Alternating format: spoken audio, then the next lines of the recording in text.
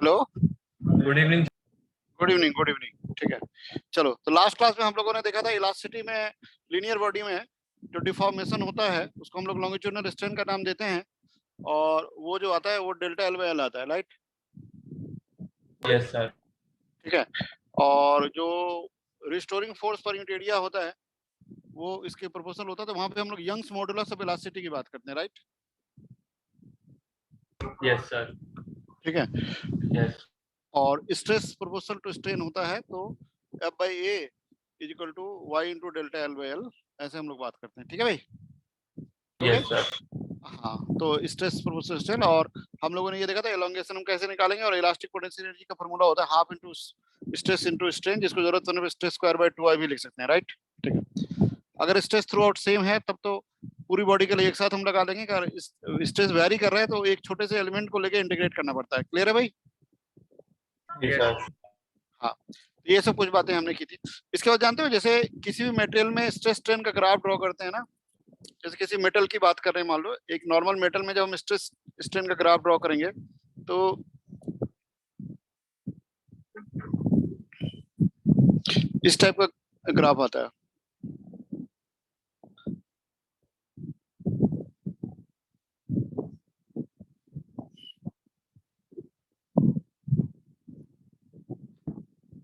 Stress अगर हम लोग बढ़ाते चले जाएंगे, ठीक है, तो क्या होगा? तो ऐसा कुछ ग्राफ आता है, ये टूट जाता है एक पर्टिकुलर पॉइंट के बियॉन्ड। ठीक है भाई? तो जिस पॉइंट के अबाउट पहले तो क्या होता है, स्ट्रेट लाइन होता है, ठीक है, उसको बोलते हैं प्रोपोर्शनलिटी लिमिट। उसके बाद एक पॉइंट आता है जहां पे अगर हम लोग छोड़ देंगे, हटा देंगे डिफॉर्मिंग फोर्स, तो वापस शेप रिगेन कर लेगा, उसको बोलते हैं इलास्टिक लिमिट। ठीक है भाई? ये यस प्रोपोर्शनलिटी लिमिट, ये इलास्टिक लिमिट। ठीक है, ओके। और एक पॉइंट ऐसा आता है जिसको अगर हम लोग एक्सीड कर जाएंगे ना, ठीक है, ओके, तो फिर उसके बाद वो टूट जाएगा। उसके बाद हम स्ट्रेस हटा दें तो भी टूट जाता है वो। ठीक है, यस ओके। तो उसको हम लोग बोलते हैं ब्रेकिंग स्ट्रेस। जिस स्ट्रेस तक पहुंच जाने के बाद अगर स्ट्रेस हटा भी दें तो टूट जाए, उसको हम लोग क्या बोलेंगे? Breaking stress. Breaking stress. ये स्ट्रेस है, स्ट्रेन है। ठीक है भाई? सर वो पॉइंट्स के लिख दो आप एक बार। हाँ, ब्रेकिंग स्ट्रेस।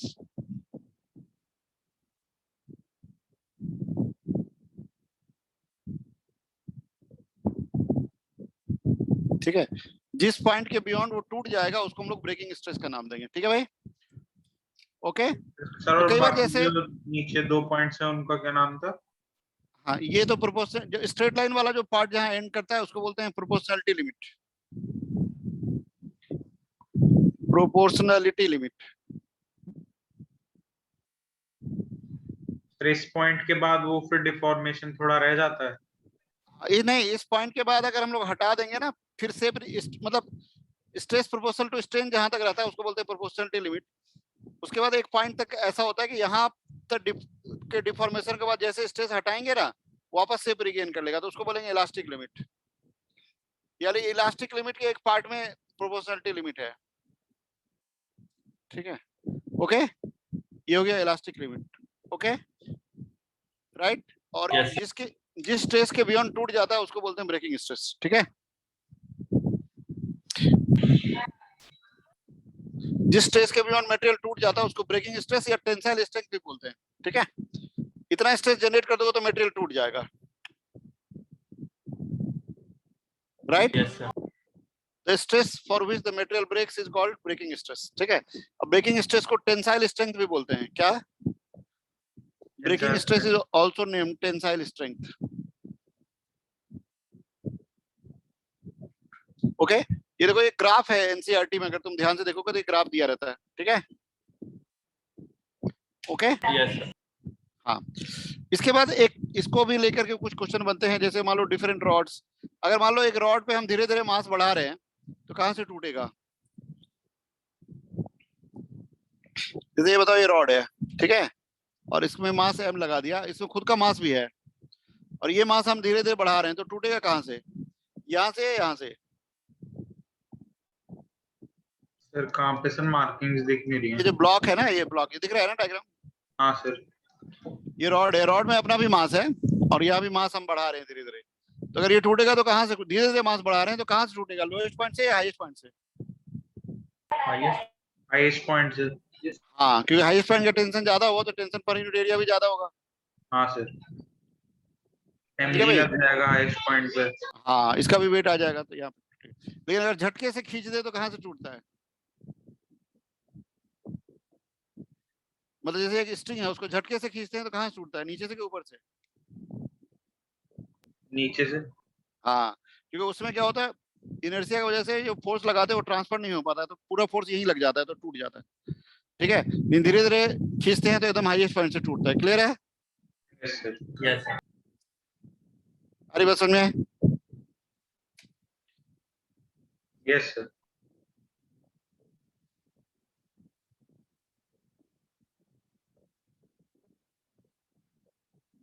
ठीक है भाई।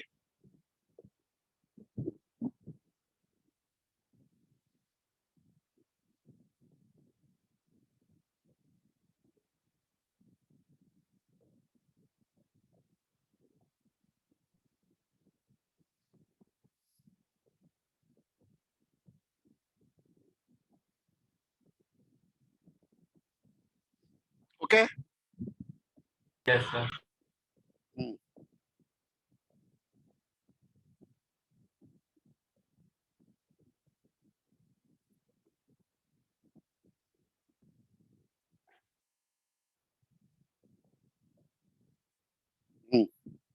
ठीक है, तो ये हो गया स्ट्रेस स्ट्रेन। अब देखो,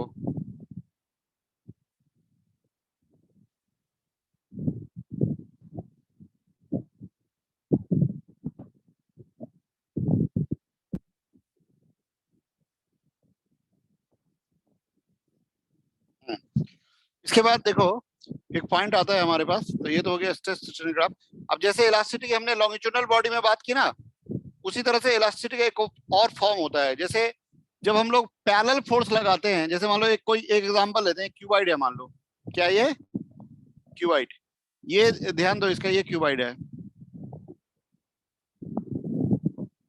हम्म,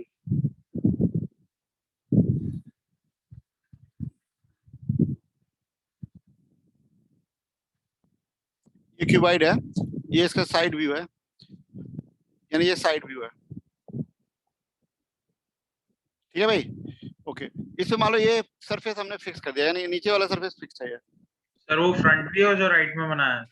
हाँ, ये टोटल व्यू है, मतलब 3D व्यू है, ये साइड व्यू है। ठीक है, इसमें मैं फोर्स ऐसे लगा रहा हूँ, मतलब ऐसे फोर्स लगा रहा हूँ, अपर सरफेस पे फोर्स लगा रहा हूँ। अब ऐसे जो ये फोर्स एफ लगा रहा हूँ, ठीक है, तो कैसा डायग्राम हो जाएगा, लोअर सरफेस फिक्स है, कैसा होगा भाई? सर वो टिल्ट हो जाएगा ऊपर टिल्ट हो से। जाएगा। तो ये मान लो नया डायग्राम बन गया हमारा। ठीक है, यानी ये डिस्प्लेसमेंट एक्स हो गया। सर मैं समझा नहीं आप हम कर क्या रहे हैं। एक क्यूब है, उसके लोअर सरफेस को फिक्स कर दिया, ठीक है, यस सर। और तो अपर सर वो सरफेस डिफॉर्म पे कर रहे हैं मुझसे पैरेललोपाइपेड हाँ में। पैरेलल फोर्स लगा के डिफॉर्म कर रहे हैं, तो साइड व्यू ये बन गया। ठीक है, अच्छा, तो सर पैरेललोपाइपेड टाइप बन रहा है। हाँ बिल्कुल। ठीक है, ओके, यानी ये वाला जो पॉइंट था ये मूव करके यहाँ आ गया, और ये वाला पॉइंट मूव करके यहाँ आ गया। ठीक है भाई, यस समझ आ रही सर। बात?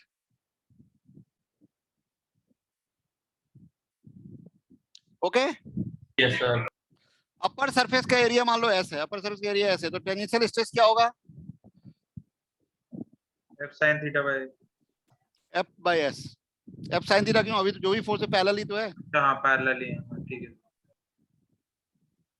ठीक है, तो यहाँ पे बताओ इस स्ट्रेस से किस टाइप का डिफॉर्मेशन क्रिएट किया?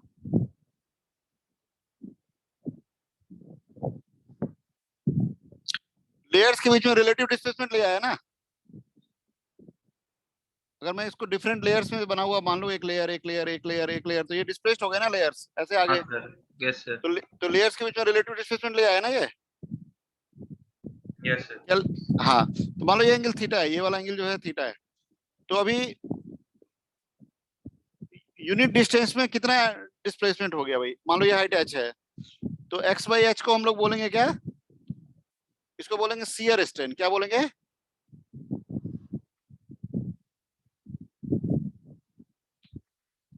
ठीक है, टेंजेंशियल स्ट्रेस क्या करता है? रिलेटिव डिस्प्लेसमेंट ले आता है लेयर्स के बीच में। ठीक है, तो relative displacement upon relative separation को शियर स्ट्रेन का नाम देते हैं। क्या नाम देते हैं? रिपीट कर दो फिर से शियर ठीक है, स्ट्रेन। लिख लो, लिखो, when the tangential stress is applied, लिखो, when the tangential stress is applied, when the tangential stress is applied,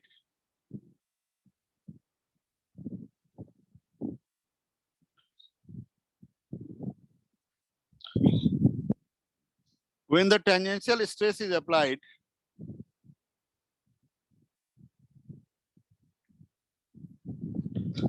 when the tangential stress is applied, it creates shear strain in the material. When the tangential stress is applied, it creates shear strain in the material. ठीक है? Okay? Yes. ठीक है, shear strain is given as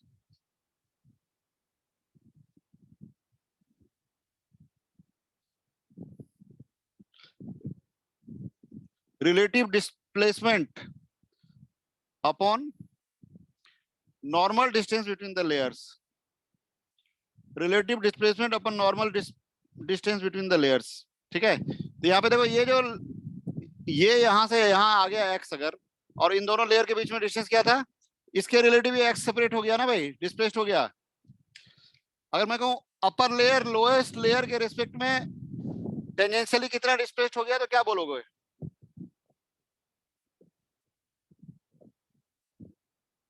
अगर मैं पूछूं आपसे क्या relative displacement upon relative displacement upon Normal separation, distance with हाँ हाँ, upon normal distance between the layers. ठीक है,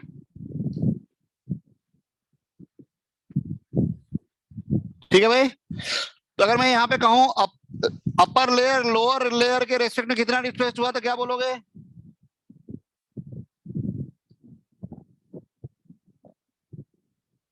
क्या बोलोगे? एक्स बोलोगे? हाँ सर। और इनके बीच में सेपरेशन कितना है, इन दोनों लेयर के बीच में? सर कौन सी? theta. ना भाई, सर मतलब इंडिकेट कर दो सर, एक मिनट। अरे यहाँ इंडिकेटेड तो है ये एच, ये ऊपर वाला जो लेयर है और जो नीचे वाला लेयर है, इसके बीच में ये डिस्टेंस मैंने एच नाम दिया। क्या नाम दिया है? एच। तो क्या होगा shear strain? X by H हो जाएगा। हाँ, आप अब ध्यान देना, ये अगर ऐसे टिल्ट हो गया तो ये एंगल अगर थीटा है तो x by H is approximately theta also, theta in radian. ठीक है, right? Tan theta is x by H, ठीक है, और टेन थीटा को थीटा लिख सकते हो, right?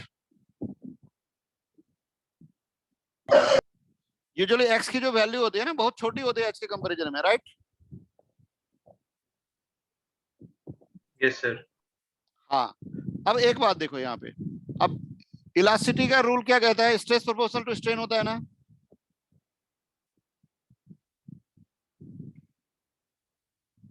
Yes sir.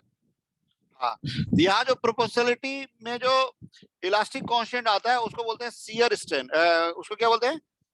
Shear modulus of elasticity या modulus of rigidity.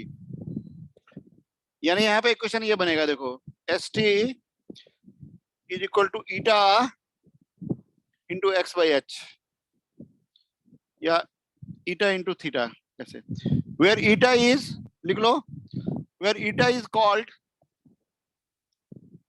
Shear modulus of elasticity. ठीक है भाई, where eta is called what? shear modulus of elasticity और मॉडुलस ऑफ रिजिडिटी, दो नाम देते हैं इसको, शियर मॉडुलस ऑफ इलास्टिसिटी भी बोलते हैं या मॉडुलस ऑफ रिजिडिटी भी बोलते हैं। Here eta is called shear modulus of elasticity और मॉडुलस ऑफ रिजिडिटी। क्लियर है? yes sir. Here eta is called shear modulus of elasticity or modulus of rigidity,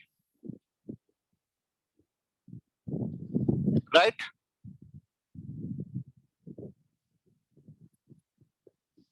Here eta is called shear modulus of elasticity or modulus of rigidity. हाँ बिल्कुल ठीक है भाई। Yes sir. हाँ तो इस तरह से इनको हम लोग यूज करते हैं। आगे बढ़े। सर ये किन किन टाइप की बॉडीज में होता है shear strain? जब भी रिजिड मटेरियल में होगा, सॉलिड में होता है usually। तो सर जैसे जेली होती है उसमें होगा? जेली में भी, जैसे जब जेली जेली में हम करते हैं तो वो डिफॉर्म हो जाती है ना? नहीं, जेली तो लिक्विड हो गया ना, सेमी लिक्विड हो गया वो तो। अच्छा उसका अलग हो गया। सॉलिड में होता है ये शियर मॉडुलस वेलोसिटी, ठीक है। Yes okay, shear modulus velocity का ये रोल होता है कि जैसे किसी सॉलिड में अगर हमको होल पंच करना होता है, ठीक है, तो जब तक शियर स्ट्रेस को ब्रेकिंग पॉइंट पे नहीं ले जाते तब तक नहीं टूटता है, ठीक है भाई। लिख लो इसको, to create a hole in the metallic sheet, to create a hole in the metallic seat,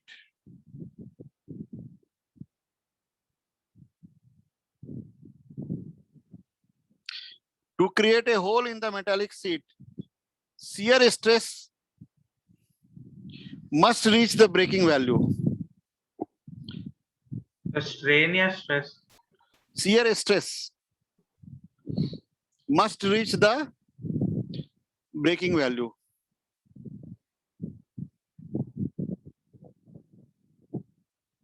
ठीक है भाई। Sir, must reach the Must reach the breaking value. ठीक है, इसको समझाऊं प्रॉब्लम के थ्रू। Yes sir. यहाँ एक पॉपुलर सा प्रॉब्लम आता है इस कॉन्सेप्ट का, ये वाला, ठीक है। जैसे एक मेटालिक सीट है,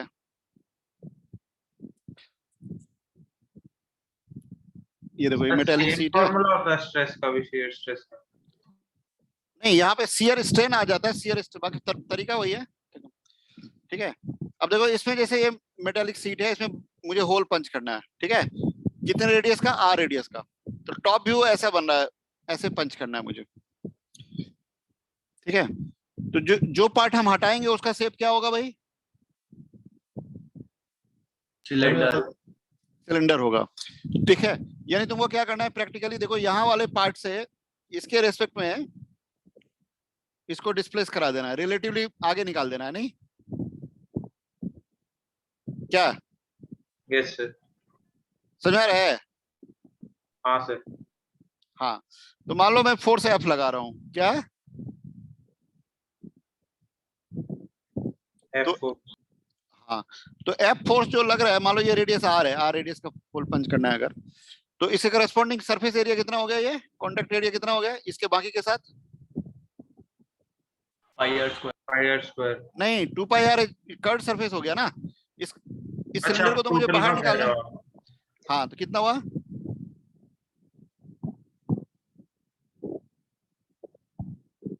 πr²h + πr²। नहीं ना, 2 पाई आर एच हो गया ना भाई, कर्व सरफेस का एरिया, ये वाला एरिया। हाँ यस सर, यस 2πrh कितना होगा? हाँ, तो अगर मैं पूछूंगा यहाँ पे शियर स्ट्रेस कितना हुआ तो क्या बोलोगे? इसको टी नाम दे दिया, 2 पाई आर टी, ठीक है भाई। थिकनेस ऑफ सीट टी नाम दिया, एच नहीं, ठीक है। कितना हुआ? Yes sir. हाँ, तो अगर ब्रेकिंग स्ट्रेस मान लो एस टी है तो एस बी है मान लो, तो इसको इसके बराबर करना पड़ेगा, ठीक है। तो कितना फोर्स लगाना पड़ेगा?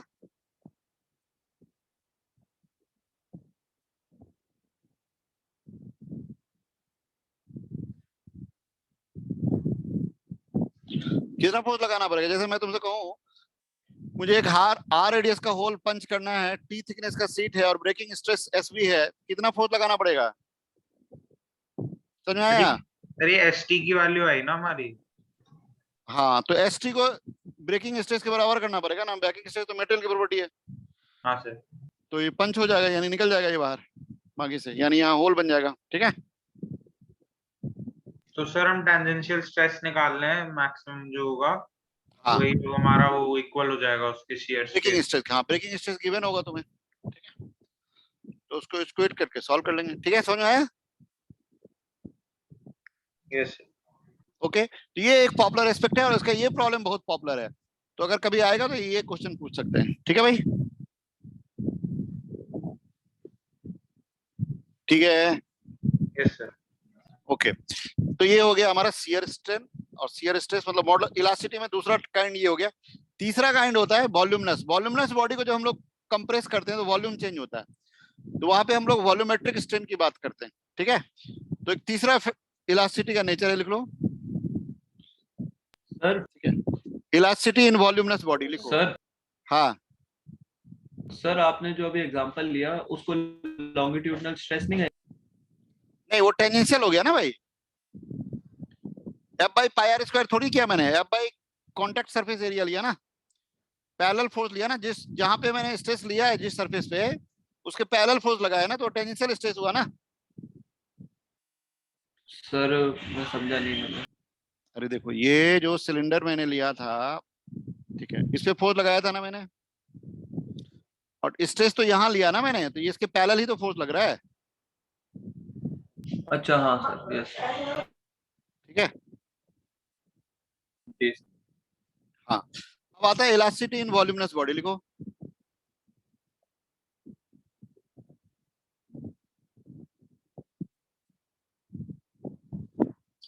ठीक है भाई, वॉल्यूमनस बॉडी में इलास्टिसिटी को ये हम लोग स्ट्रेन को नाम देते हैं वॉल्यूमेट्रिक स्ट्रेन। क्या?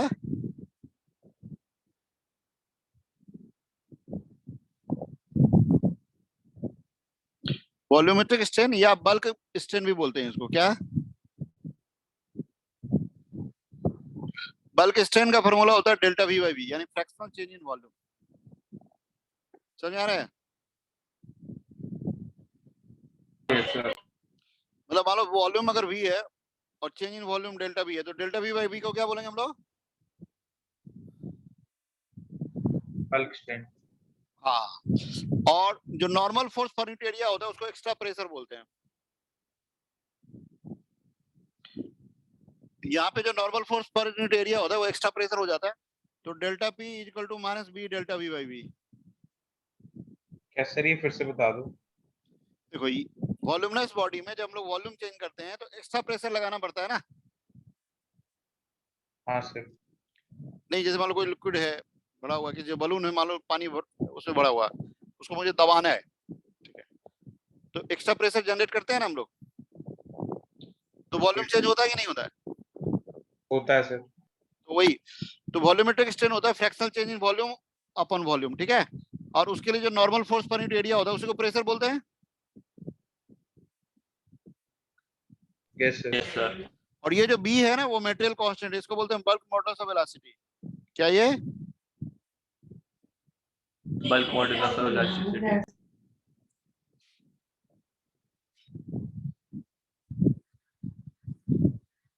ठीक है, इसके रेसिप्रोकल को कंप्रेसिबिलिटी बोला जाता है। K is equal to 1 by B is called क्या?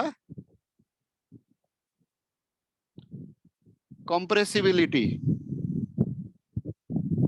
सर प्रेशर यहाँ पे नॉर्मल स्ट्रेस हो गया ना। हाँ, प्रेशर ही नॉर्मल स्ट्रेस हो गया, यानी किसी वॉल्यूमलेस बॉडी में अगर हम लोग वॉल्यूम चेंज करेंगे ना, वॉल्यूम घटाएंगे तो एक्स्ट्रा प्रेशर लगाना पड़ेगा, और वॉल्यूम अगर प्रेशर कम करेंगे तो वॉल्यूम बढ़ जाएगा। माइनस साइन यही इंडिकेट करता है कि to reduce the volume we require extra pressure, right? Yes. Minus sign indicate to reduce the volume we require extra pressure.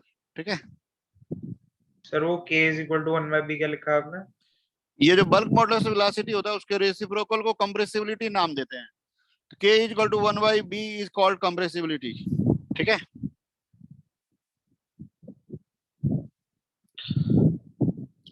जो B का रेसिप्रोकल होता है ना उसको कंप्रेसिबिलिटी का नाम दिया जाता है। क्या नाम दिया जाता है? compressibility. K is equal to 1 by B is called compressibility. Clear है भाई? Yes sir. हाँ, आगे बढ़े। तो इस तरह से इलास्टिसिटी में 3 तरह की चीजें हो गई। ठीक है भाई, Yes एक sir. प्रॉब्लम करें इस पे बेस्ड। हाँ sir.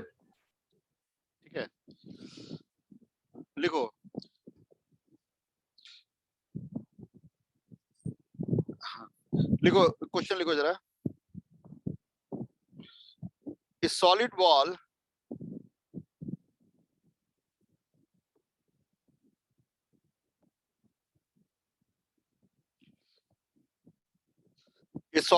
is taken from surface of a lake.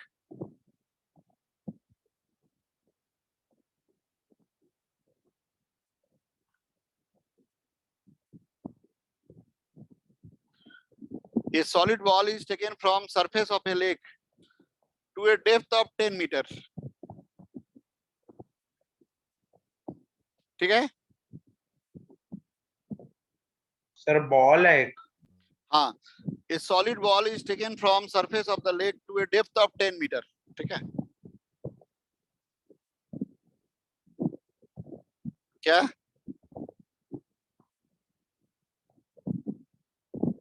A solid ball is taken to depth of 10 meters. हाँ, okay. Yes. Percentage change in its volume is found to be 1%.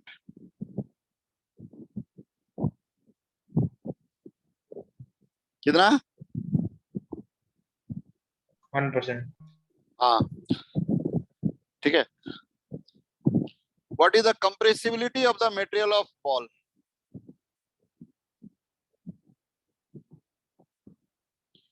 What is the compressibility of the material of the ball? Ball के material का compressibility बताना है। What is the compressibility of the material of the ball?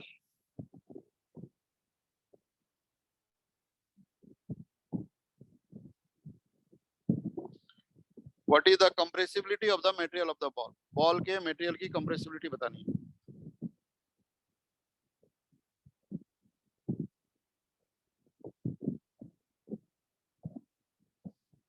बताइए।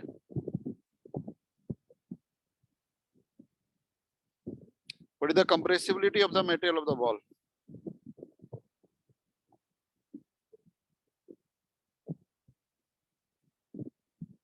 Sir lake का area या कुछ दिया है? लेक के एरिया वगैरह की जरूरत नहीं है। लेक के अंदर एक छोटा सा बॉल है, उसको लेक के सरफेस से नीचे ले जा रहे हैं। ठीक है, तो वहां जाके हमने ये पाया कि जो वॉल्यूम है 1% कम हो गया। तो आपको बताना है क्या? बल्क मॉडुलस, कंप्रेसिबिलिटी बताना है। मतलब बल्क मॉडुलस बता दो, उसका रेसिप्रोकल डाल दो।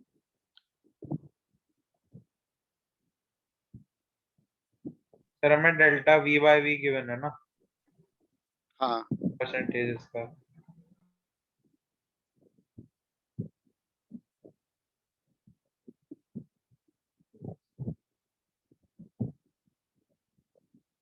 सर न्यूमेरिक आएगी या फिर पी के टर्म्स में आएगी? न्यूमेरिकल आंसर आएगा।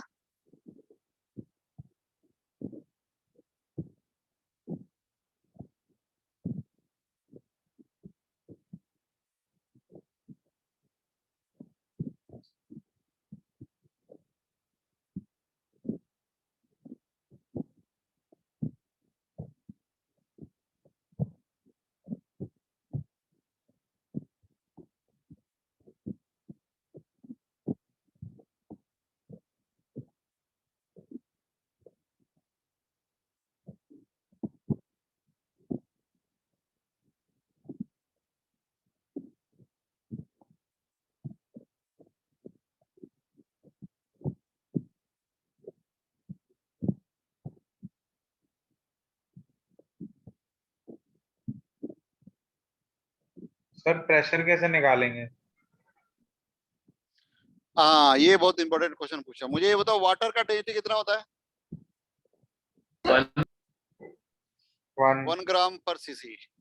Yes sir. यानी ऐसा यूनिट में बोले तो 1000 kg। हाँ, और ग्रेविटेशनल एक्लेशन कितना होता है? 9.8। हाँ अप्रोक्सीमेटली 10 ले लेते हैं। हाँ सर। और कितना नीचे ले गए? 10 meters। एक्स्ट्रा प्रेशर क्या हो जाएगा वाटर का? मान लो हम किसी चीज को नीचे ले जाते हैं तो एक्स्ट्रा वाटर का प्रेशर जनरेट होता है ना भाई। हाँ सर। उसका फॉर्मूला क्या होता है? Delta P is equal to rho G H. Clear है भाई? सर रो क्या है? Rho density of the liquid. अच्छा ओके। ये कितना हो गया? ये हो गया 10 टू द पावर 5 पास्कल हो गया। आ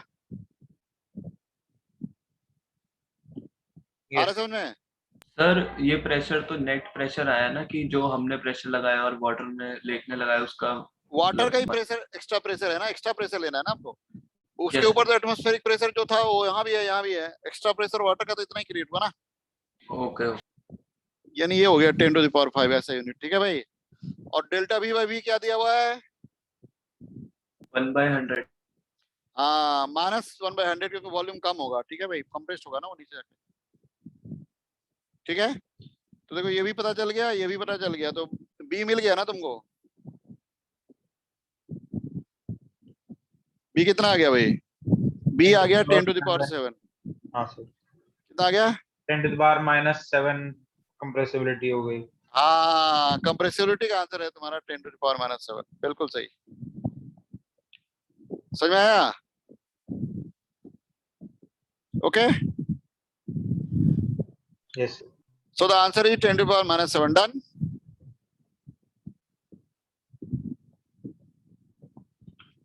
ठीक है भाई?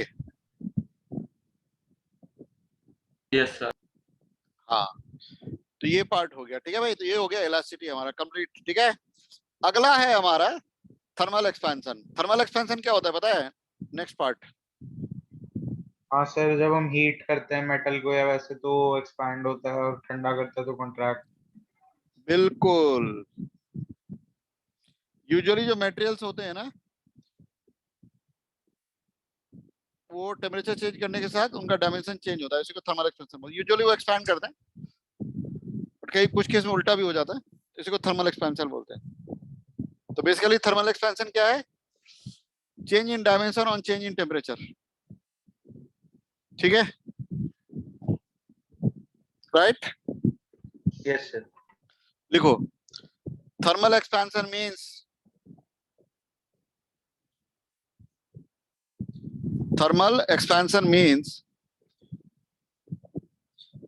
change in dimension of the body.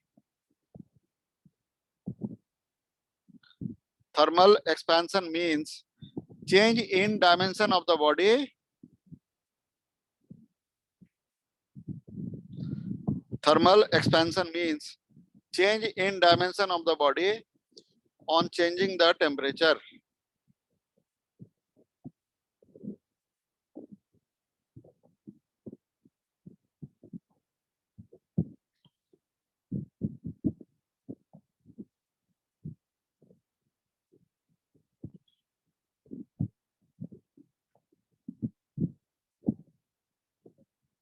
लिखे? Yes sir. क्या लिखे? Change in dimension of body on change in temperature is thermal expansion. हाँ thermal expansion is change in dimension of the body on changing the temperature, be it length, area or volume. Be it length, comma, area or Volume. हाँ ठीक है। Okay yes sir. हाँ अब हर एक देखो हर एक change के करस्पॉन्डिंग ना एक अलग अलग टाइप के टर्म है जो म्यूचुअली रिलेटेड है।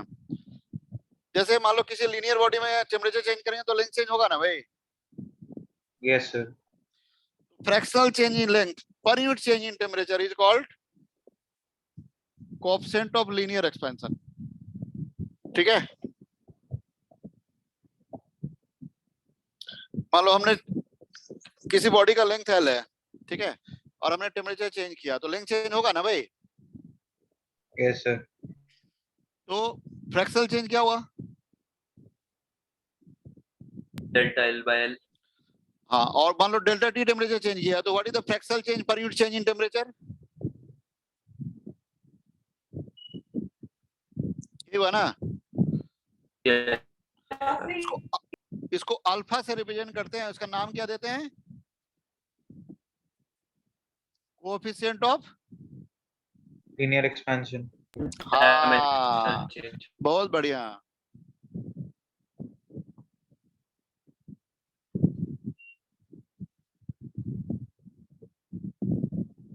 ठीक है, इसी तरह से अगर हम एरिया की बात करेंगे तो एरिया में क्या लिखेंगे हम लोग? Term delta A by, A delta T. इसको बीटा से रिप्रेजेंट करते हैं, क्या नाम देते हैं इसको? ध्यान दे रहे हैं यहाँ नाम ध्यान पे, coefficient of areal, AREAL, areal expansion. ठीक है, कई बार इसको सुपरफिशियल एक्सपेंशन भी नाम दिया जाता है, क्या? सुपरफिशियल एक्सपेंशन, ये भी नाम देते हैं इसी को। ठीक है, इसी तरह से वॉल्यूम में क्या बात करेंगे? गामा से रिप्रेजेंट करते हैं, क्या नाम देंगे?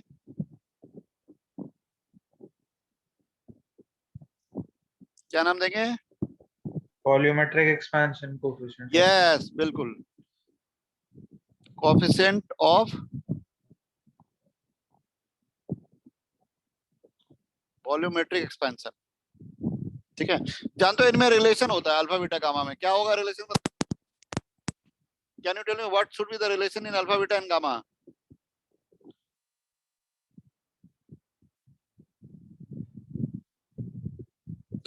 बताओ, अल्फा बीटा और गामा में क्या रिलेशन होना चाहिए?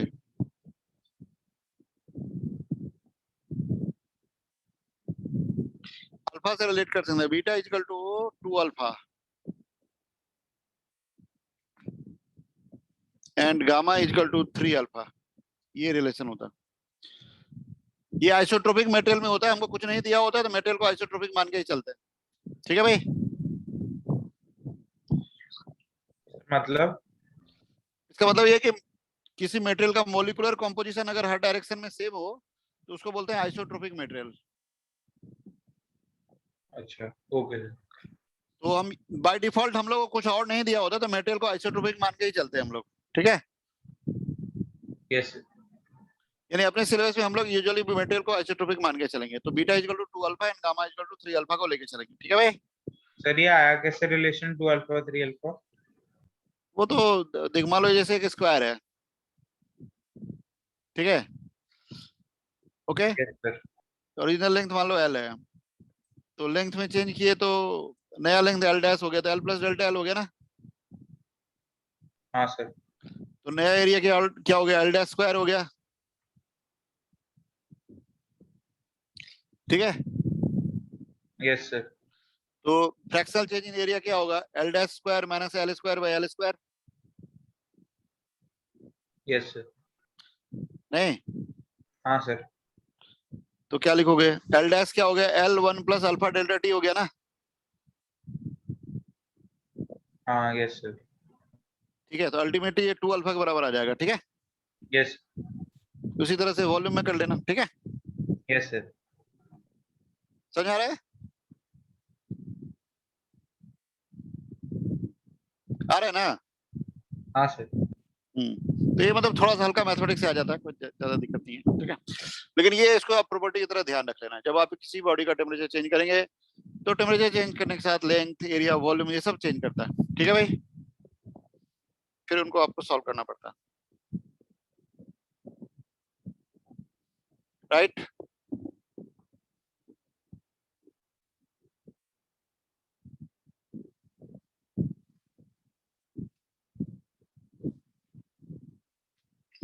आ रही बात समझ में? Yes sir.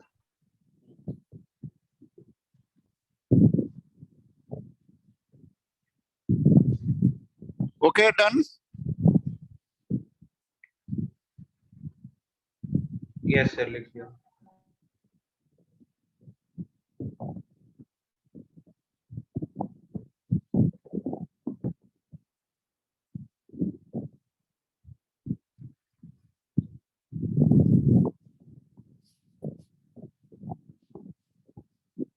आगे बढ़े। Yes sir. तो ये हो गया तुम्हारा।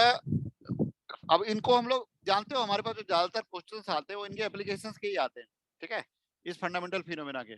और इसके साथ हम लोग बहुत सारे प्रॉब्लम्स आते हैं, मतलब बहुत तरह के आते हैं, मतलब आज हम लोग इसी की प्रैक्टिस करेंगे, ठीक है भाई।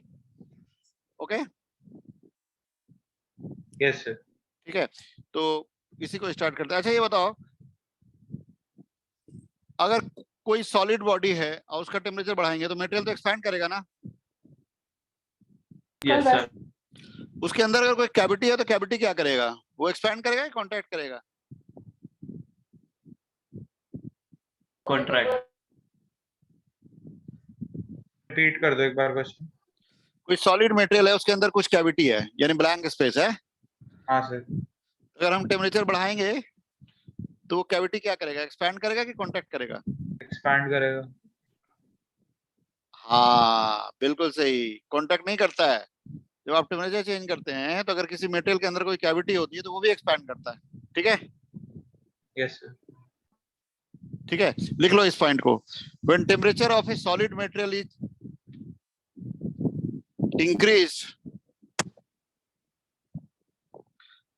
ठीक है,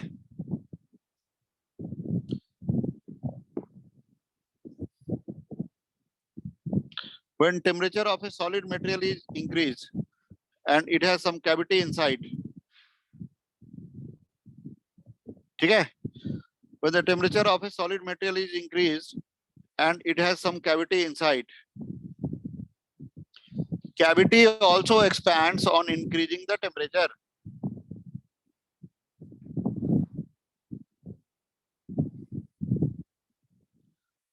When the temperature of a solid material is increased and it has some cavity inside, cavity also expands on increasing the temperature. Clear है भाई?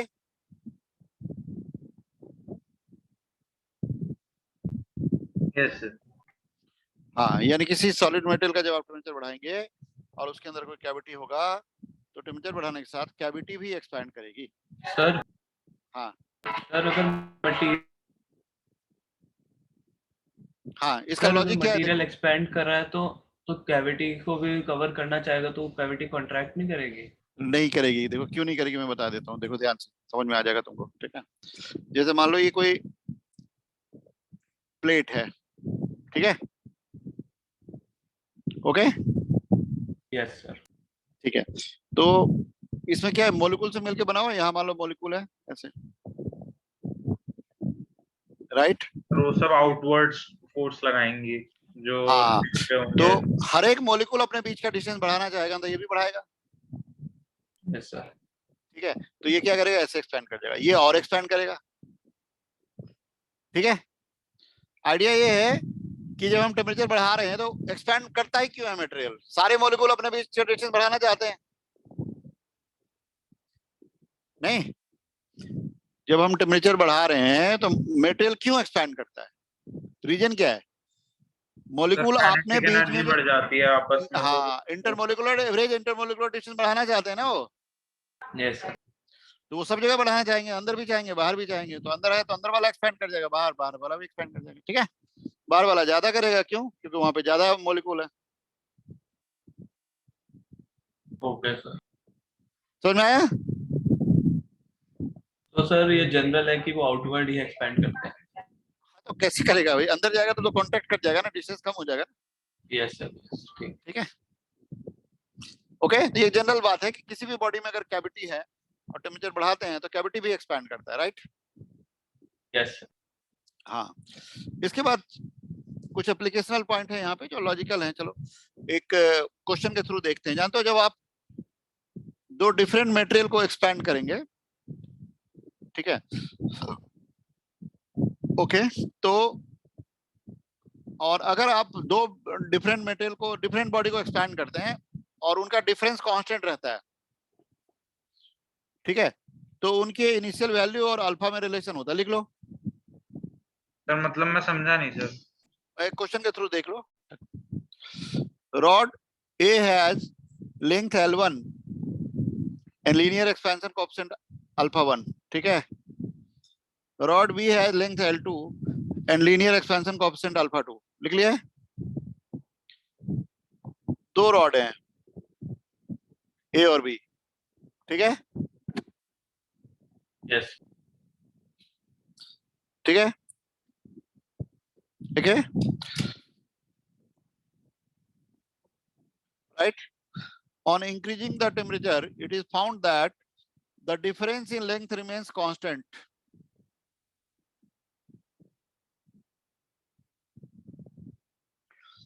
On increasing the temperature, it is found that the difference in length remains constant. ठीक है भाई?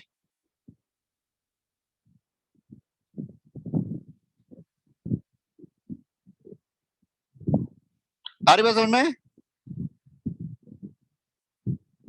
Yes sir On increasing the temperature, it is found that the difference in length remains क्या? Constant constant Constant. ठीक है? Find the relation in L1 alpha 1 and L2 alpha 2. तो आपको L1 alpha 1 और L2 alpha 2 में relation बताना है। बताइए। Find the relation in L1 alpha 1 L2 alpha 2.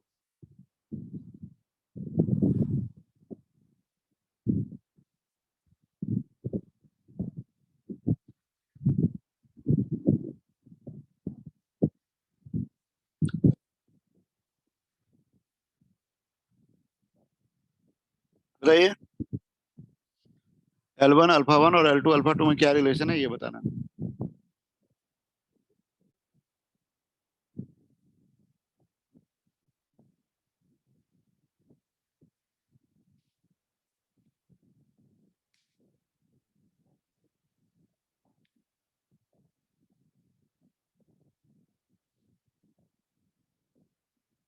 Sir दोनों इक्वल है क्या इक्वल है?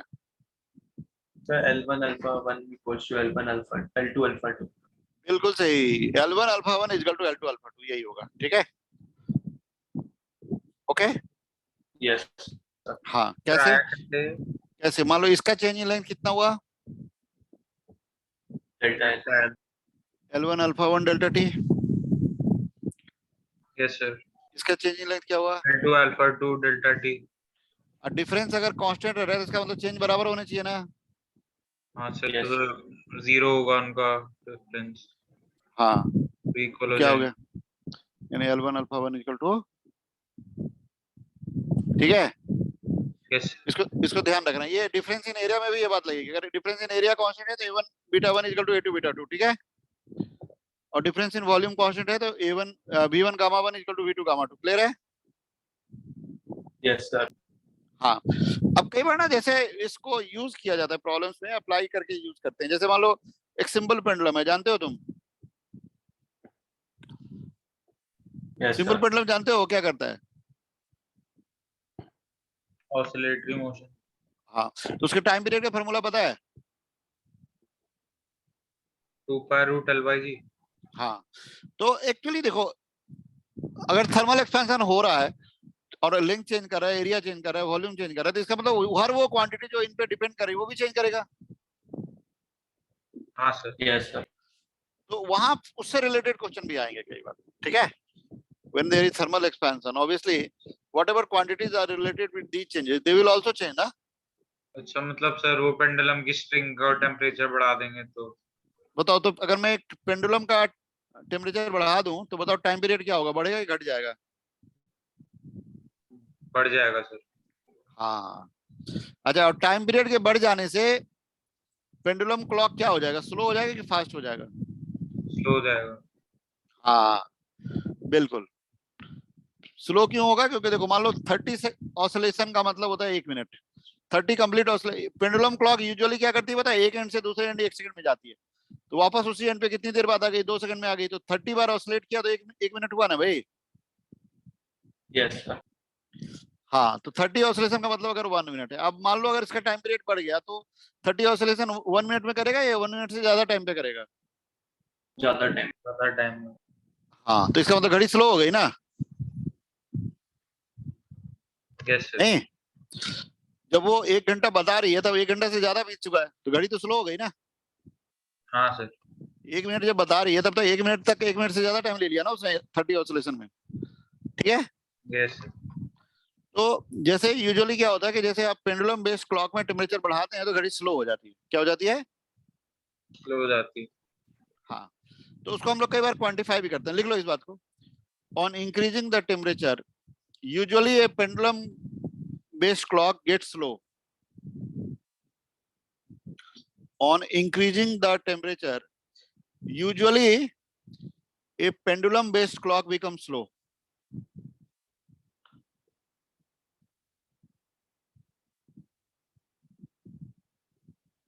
ठीक है भाई, यस सर। ठीक है, ओके। सर अब यहाँ पे एक क्वेश्चन पूछ रहा हूँ, हाँ सर बोलो। वैसे अगर हम सिर्फ बॉब को हीट करें तो कोई फर्क नहीं पड़ेगा ना, बस स्ट्रिंग से नहीं, फर्क बॉब को हिट पड़ेगा। करने से कोई फर्क नहीं पड़ेगा, बस स्ट्रिंग नेग्लिजिबल फर्क पड़ेगा। हाँ, स्ट्रिंग का टेम्परेचर बढ़ेगा तो फर्क, तो यूजुअली हम लोग टेम्परेचर जब चेंज होता है तो सबका होता था ना, मतलब हाँ हीट सर, कर नहीं मतलब रहे, जैसे एक्चुअली हो रहा है, अगर मतलब मान लो करेक्ट टाइम दे रहा था 10 डिग्री सेल्सियस पे और इन्वायरमेंटल टेम्परेचर 30 हो गया यस। तो चेंज हो जाएगा ना टाइम। हाँ सर। ठीक है, चलो यहाँ पे एक क्वेश्चन लिख लो, ठीक है, एक क्वेश्चन लिखो।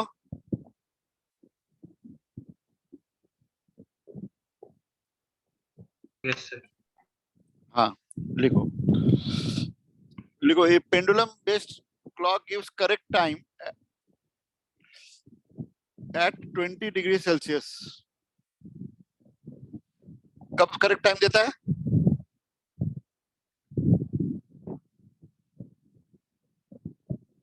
20 सी। हाँ, how much slow it becomes in one day, how much slow it becomes in one day when used at 40 degrees Celsius.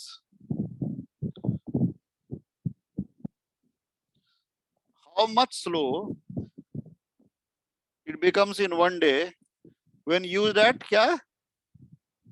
40। हाँ, अल्फा ऑफ मटेरियल दिया हुआ है, alpha of the material is से 10 to the power -6 per degree Celsius। ठीक है भाई, yes sir.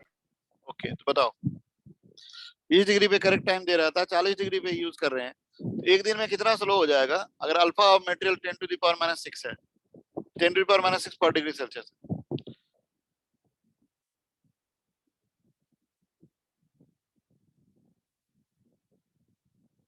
इसे जो है समझ में, क्या सर? Yes sir. आप 20 डिग्री सेल्सियस पे करेक्ट टाइम दे रहा था, 40 डिग्री पे यूज कर रहे हैं, तो कितना स्लो हो जाएगा एक दिन में, एक दिन में कितना सेकंड? हाँ सर हाउ बता मच, रहे हैं, एक मिनट हाउ सर मच रुक स्लो जाए। It will become in seconds in one day. Sir second में बताना है। हाँ, सेकंड में बताना है आपको कितना स्लो हो जाएगा। एक मिनट।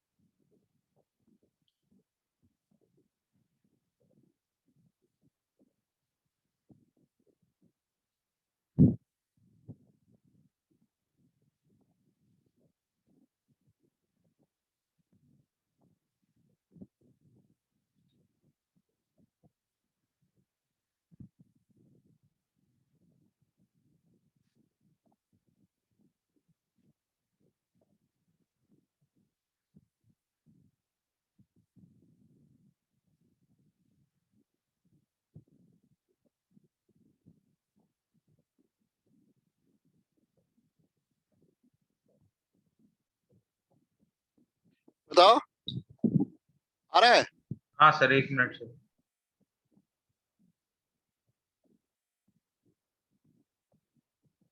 देखो कैसे करेंगे। 1 मिनट और दे दो सर, 1 मिनट।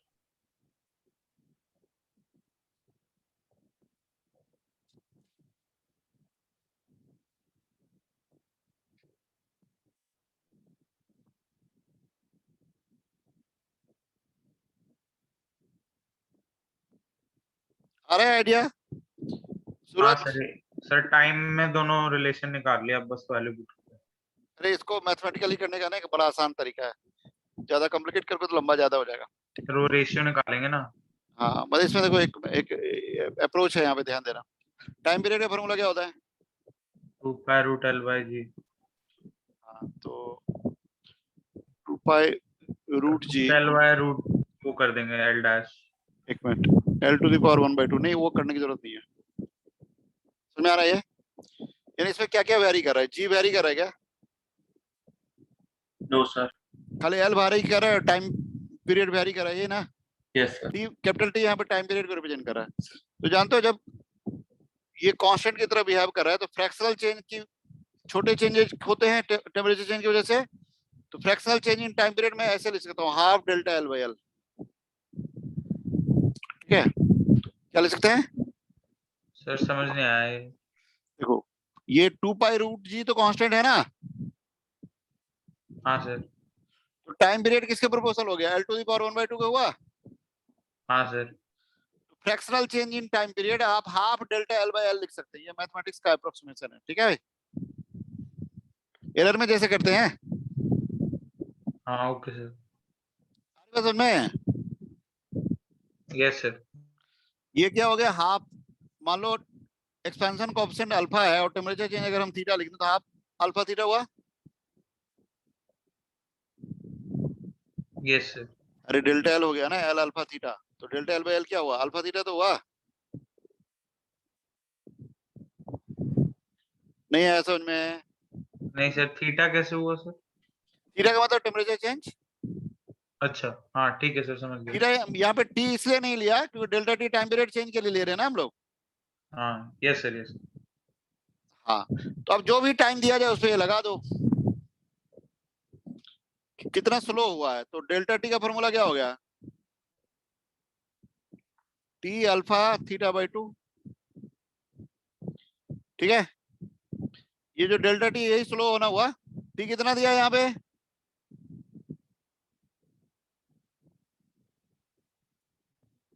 टाइम कितना दिया? जो भी टाइम के ऊपर दिया वो लगा दो, कितना टाइम दिया है? सर टाइम तो लिया। दिया तो एक दिन में कितना स्लो होगा ये पूछा है ना। हाँ सर। तो एक दिन में कितना सेकंड होता है?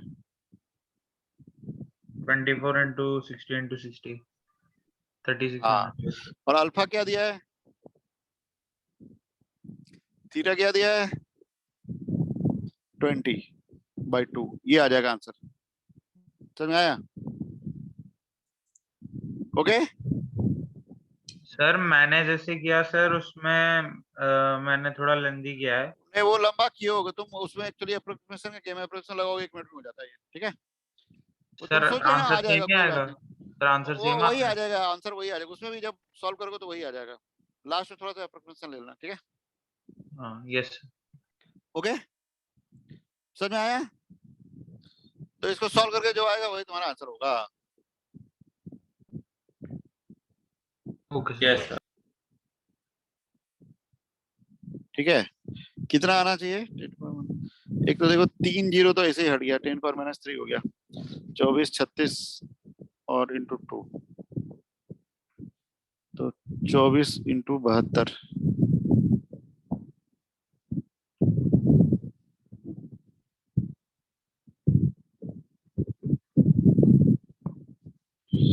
चौबीस स्क्वायर यानी 576।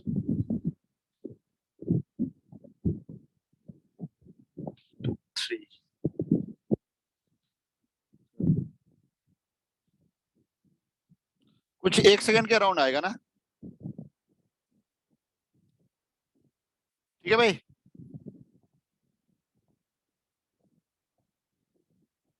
सर क्लियर है? सर 864 into 10⁻³ आ रहा है। तो 864 into 10⁻³ का यानी 0.864 सेकंड हुआ ना। Yes sir. हाँ तो वही आंसर है तुम्हारा, 0.864 सेकंड आंसर है, ठीक है। ओके, यस यानी सर। पूरे एक महीना में 1 मिनट करीब स्लो हो जाएगा, ठीक है। ओके ठीक है, आगे बात समझ में। चलो तो आज हम लोगों ने थर्मल एक्सपेंशन किया, अगले क्लास में थर्मल एक्सपेंशन करेंगे 1 घंटा, और उसके बाद हीट कैलोरीमेट्री कर लेंगे, ठीक है। तो अगले क्लास में हम लोग थर्मल एक्सपेंशन खत्म करके कैलोरीमेट्री कर लेंगे, ठीक है। और फिर हमारे पास हीट Yes, ट्रांसफर sir. करेंगे और फिर केटीजी और थर्मोडायनामिक्स टाइम। चलो ठीक है, चलो बाय।